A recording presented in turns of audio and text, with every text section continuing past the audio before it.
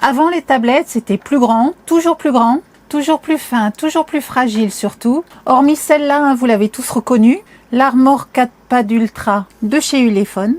Et aujourd'hui, on passe à autre chose. Un format compact, la même résistance, pour une utilisation optimum sur le terrain. Et ça change tout.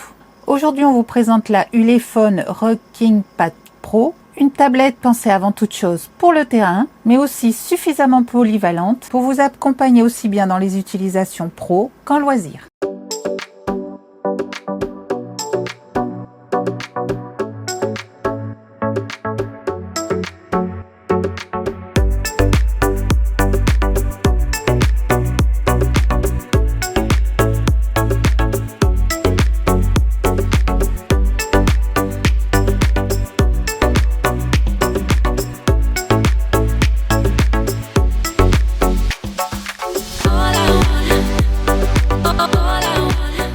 Alors nous, vous le savez, nous vivons à l'année dans un poids lourd aménagé. Donc ici, la poussière, les vibrations, c'est le quotidien. La neige, le froid extrême, la chaleur du Sahara, la poussière, tout y passe. Et si celle-ci est encore là aujourd'hui, c'est qu'elle a résisté à tout ça. Plus de 2 ans à nous suivre et le matériel fragile, lui, il ne tient pas. Mais avec celle-là, clairement, Ulefone sait faire. La première chose, la coque extérieure, dès qu'on la prend en main, on sent très bien que ce n'est pas une tablette classique. On est sur une structure renforcée, avec des coins bien protégés, vraiment fait pour absorber les chocs. Et Ulefone annonce clairement la couleur. Il s'agit d'une tablette pour résister à l'eau, à la poussière et aux chutes. Elle possède les certifications IP68, IP69K et même des standards militaires. IP68 déjà, le 6 signifiant qu'elle est totalement étanche à la poussière et le 8 que la tablette peut être totalement immergée dans l'eau, généralement plus d'1 mètre pendant un certain temps. IP69K, c'est encore un cran au-dessus. Là, on parle de résistance à des jets d'eau à très haute pression et même à haute température. Et quand on parle de standard militaire, cela signifie que la tablette a été testée pour résister aux chocs, aux vibrations, aux chutes, aux températures extrêmes, aussi bien le froid que la chaleur, à l'humidité, à la poussière et même parfois à la pression ou l'altitude.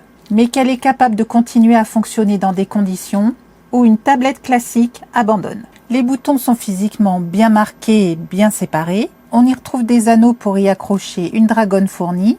Sur le dessus, on y retrouve un emplacement pour la prise casque, ainsi que le port USB-C pour la recharge. Et dans cet emplacement, on retrouve un emplacement pour une carte micro SD et ici, la possibilité d'insérer 2 cartes SIM. Donc concrètement, on peut étendre le stockage et surtout rester connecté partout sans dépendre du Wi-Fi. Et le fait d'avoir 2 cartes SIM signifie qu'on peut avoir 2 opérateurs, donc de basculer en fonction du réseau qui capte le mieux, ou séparer usage pro de l'usage perso.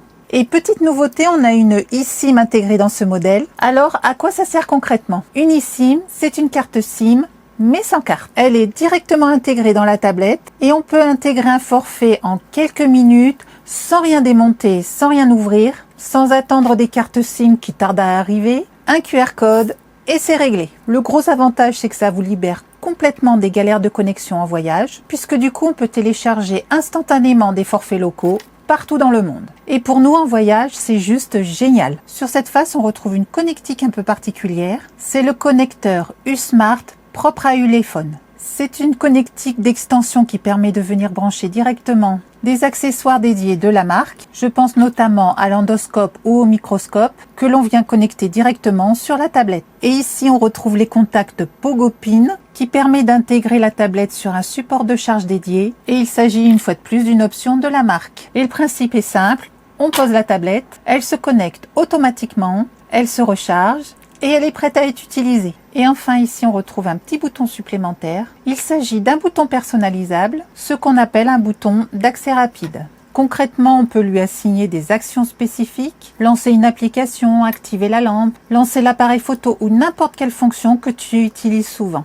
Côté gabarit, elle mesure environ 22,2 cm de hauteur, 13,1 cm de largeur, 12 mm d'épaisseur pour un poids de 540 grammes. Elle est dotée d'un écran de 8,68 pouces, cadencé à 90 Hz, un écran protégé par la toute dernière protection Corning Gorilla Glass 3 qui offre une très grande résistance aux rayures. Et côté fiche technique maintenant, on retrouve un processeur octa-cœur capable de gérer facilement toutes les tâches du quotidien, qui permet d'avoir une bonne fluidité à l'utilisation et de passer d'une application à l'autre sans ralentissement. Côté stockage, on est sur 128 Go de mémoire interne, avec la possibilité de l'étendre, on l'a vu, avec une micro SD, et surtout une batterie de 7100 mAh. Et le tout est accompagné par 8 Go de RAM, et la RAM, concrètement, c'est la mémoire de travail de la tablette. Et le tout tourne sous Android 16. Il s'agit de la version la plus récente du système, interface plus moderne, plus personnalisable,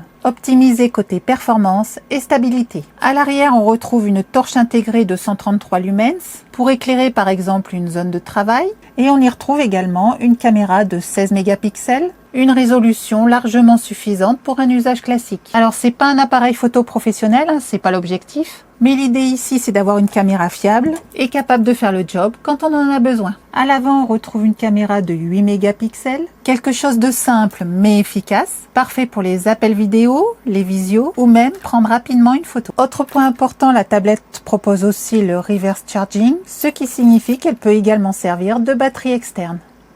On peut y brancher un autre appareil dessus comme un smartphone, des écouteurs ou n'importe quel petit équipement. Côté connectivité, on est sur de la 4G LTE uniquement, un Wi-Fi double bande de 2,4 et 5 GHz, le Bluetooth 5.2, le NFC qui sert par exemple à payer sans contact, à connecter rapidement des accessoires ou échanger des données. Et côté géolocalisation, là aussi c'est du sérieux puisqu'on retrouve le GPS classique, le GLONASS, le Galileo, le Beidou et même le QZSS. Et là où c'est intéressant, c'est que la tablette peut utiliser plusieurs de ces réseaux en même temps pour localiser plus rapidement, pour obtenir une meilleure précision et surtout pour une meilleure fiabilité. Donc voilà pour cette présentation. Si vous voulez en savoir plus, tous les liens et les détails du produit sont juste sous la vidéo. On vous laisse aller voir ça tranquillement et on vous dit à très vite pour une prochaine vidéo.